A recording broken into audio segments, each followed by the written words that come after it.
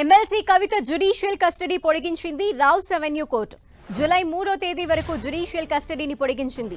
Delhi liquor policy ED కేసులో custody ముగియటంతో కవితని కోర్టులో ప్రవేశపెట్టారు. కవిత కస్టడీపై విచారణ చేపట్టిన judge Kaveri Baweja custody July 3వ తేదీ వరకు పొడిగించారు.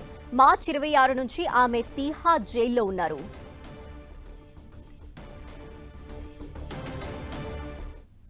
కవిత జ్యుడిషియల్ కస్టడీ పొడిగింపు సంబంధించిన డీటెయిల్స్ మా ప్రతినిధి గోపి అందిస్తారు. గోపి,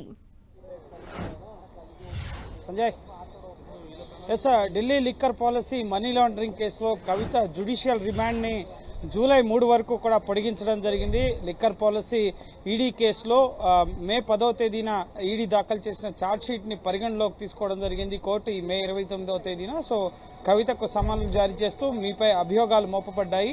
సో ఈ కేసు పైన ట్రయల్ ప్రారంభం కావాల్సి ఉంది కాబట్టి మీరు జైల్లోనే ఉండాల్సి ఉంటుంది. జూలై 3 వరకు కూడా తదుపరి విచారణ జూలై 3కి వాయిదా వేయడం జరిగింది. కవితతో పాటుగా దామోదర్ శర్మ, అలాగే ప్రిన్స్ కుమార్, అలాగే చరణ్ ప్రీత్, అలాగే ఇటు మరొక అరవింద్ కుమార్ యాదవ్. సో ఈ నలుగురు, కవిత అలాగే మరో నలుగురు నిందితులకు సంబంధించి ఇందులో కవిత అలాగే చరణ్ ప్రీత్ ఇద్దరు మాత్రమే అరెస్ట్ అయ్యారు. సో వీళ్ళ కేసుని జూలై 3కు వాయిదా వేయడం జరిగింది. అలాగే మిగతా ముగ్గురు, ముఖ్యంగా అరవింద్ కుమార్, ప్రిన్స్ కుమార్, ఇటు దామోదర్ శర్మ, ఈ ముగ్గురికి సంబంధించి ₹1,00,000 పూచీకత్తుతో వాళ్ళకి బెయిల్ మంజూరు చేయడం జరిగింది.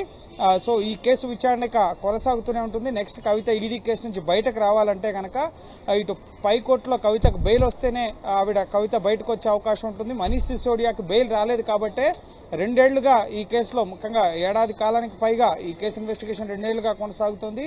గతేడాది ఫిబ్రవరిలో మనీష్ సిసోడియా ఈడీ కేసులో, అలాగే మార్చిలో సిబిఐ కేసులో అరెస్ట్ అవ్వడం జరిగింది. సో అప్పటి నుంచి కూడా సుదీర్ఘ కాలంగా కూడా జైల్లో ఉంటూనే వస్తున్నారు. సో అదే తరహాలో ఇప్పుడు కవిత కూడా బెయిల్ వచ్చేంత వరకు కూడా తీహార్ జైల్లోనే గడపాల్సిన పరిస్థితి ఏర్పడింది. సో ప్రస్తుతం ఈ కేసులో ట్రయల్ ప్రారంభం కావాల్సి ఉందంటే ఇంకా ఈ కేసు ఇన్వెస్టిగేషన్ జరుగుతుంది కాబట్టి కొత్తగా నిందితులు అరెస్ట్ అవుతున్నారు. కేజ్రీవాల్ అరెస్ట్ తర్వాత గోవాలో ఎలక్షన్స్ కోసం ఖర్చు చేసిన డబ్బు ఎవరైతే ముఖ్యంగా హవాలా రూపంలో కరెన్సీ నోట్ల ద్వారా, అలాగే కొరియర్ బాయ్స్ ద్వారా సరఫరా చేశారు. సో అంత క్షేత్రస్థాయి ఢిల్లీ సీఎం స్థాయి నుంచి గోవా అసెంబ్లీ ఎలక్షన్స్లో ఈ మనీ లాండరింగ్ కేసుకు సంబంధించిన డబ్బు ఎవరైతే పంపిణీ చేశారు, సరఫరా చేస్తారో కొరియర్ బాయ్స్గా, అక్కడి వరకు ఈ కేసు ఇన్వెస్టిగేషన్ ఇప్పటి వరకు సాగింది. సో అందులో కవిత కూడా ఆవిడకి నిందితురాలుగా A38 ఆర్ A37 ఇట్లా ఒక నెంబరింగ్ ఇవ్వడం జరుగుతుంది. సో ఆ నెంబరింగ్ ఆధారంగా ఆవిడపైన అభియోగాలు మోపడం జరుగుతుంది. సో ఈరోజు ఛార్జ్షీట్ బయటకు రావడం జరుగుతుంది. కవిత ఏ నెంబర్లో ఉన్నారు, అలాగే కవితపై ఎటువంటి అభియోగాలు నమోదయ్యాయి, కవితకి ఈ కేసులో ఎటువంటి సంబంధం ఉంది, సౌత్ గ్రూప్కి సంబంధించి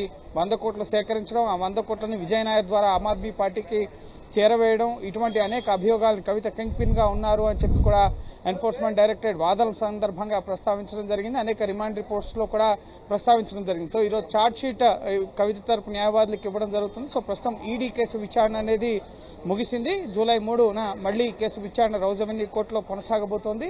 అలాగే సిబిఐ కేసులో కవిత జ్యుడిషియల్ రిమాండ్కి సంబంధించి ప్రస్తుతం సిబిఐ కేసులో ఇంకా ఛార్జ్షీట్ ఫైల్ చేయలేదు. జూన్ 7వ తేదీన ఛార్జ్షీట్ ఫైల్ చేస్తామని ఇటీవల కవిత బెయిల్ పిటిషన్ ఢిల్లీ హైకోర్టులో విచారణ సందర్భంగా హైకోర్టు తెలపడం జరిగింది. కాబట్టి సో మళ్ళీ ఇటు జూన్ 7 వరకు కూడా సిబిఐ కేసులో కవిత జ్యుడిషియల్ కస్టడీ పొడిగించే అవకాశం కనిపిస్తోంది. ఎందుకంటే ఆ రోజు ఛార్జ్షీట్ ఫైల్ చేస్తారు కాబట్టి సో ఆ రోజు కవితను మళ్ళీ కోర్టులో ప్రొడ్యూస్ చేసే అవకాశం ఉంది. సో ఏం జరగబోతుంది అనేది మధ్యాహ్నం 2 గంటలకి, ఈరోజు మధ్యాహ్నం 2 గంటలకి సిబిఐ కేసులో కవిత జ్యుడిషియల్ కస్టడీ పొడిగింపు అంశం పైన విచారణ జరగబోతోంది. సో జూన్ 7వ తేదీన ఒకవేళ ఛార్జ్షీట్ ఫైల్ చేస్తే కనుక సో అదే రోజుకి ఈ కేసుని జ్యుడిషియల్ కస్టడీ పొడిగింపుకు సంబంధించిన అంశంపై కేసును కూడా ఆ రోజుకి వాయిదా వేయడం జరుగుతుంది. సిబిఐ కేసులో, ఈడీ కేసులో 2 కేసుల్లో కూడా బెయిల్ పిటిషన్ల పైన ఇటు హైకోర్టును ఆశ్రయించడం జరిగింది. ఢిల్లీ హైకోర్టు ఈ కేసులో ఇటు మే 29వ తేదీన తీర్పుని రిజర్వ్ చేయడం జరిగింది. కానీ 30-31 తేదీల్లో బెయిల్ వస్తుంది, ఆర్డర్ ఇస్తామని ఎక్స్పెక్ట్ చేశారు. కానీ వెకేషన్, ప్రస్తుతం సమ్మర్ వెకేషన్ ఉంది, హాలిడేస్ ఉన్నాయి కాబట్టి మళ్ళీ జూలై 1న హైకోర్టు ప్రారంభమవుతుంది. సో అప్పటి వరకు కవిత జైల్లో ఉండే అవకాశాలు ఎక్కువగా కనిపిస్తున్నాయి. సో మధ్యాహ్నం 2 గంటలకి సిబిఐ కేసులో కవిత జ్యుడిషియల్ కస్టడీ పొడిగింపు పైన మళ్ళీ విచారణ జరగబోతుంది. ప్రస్తుతం కోర్టులోనే కవిత ఉన్నారు. కవిత కుటుంబ సభ్యులు, కవిత భర్త అనిల్, అలాగే 2 కుమారులు, మరికొంతమంది కుటుంబ సభ్యుల్ని కోర్టు హాల్లో కలిసేందుకు అనుమతించడం జరిగింది. సో ప్రస్తుతం కుటుంబ సభ్యులంతా కూడా కవితతో భేటీ అయ్యారు, ఆమెతో మాట్లాడుతున్నారు. సో మధ్యాహ్నం సిబిఐ కేసులో జ్యుడిషియల్ కస్టడీ పొడిగింపు సంబంధించిన అంశం పైన మళ్ళీ విచారణ జరగబోతోంది. థాంక్యూ గోపి.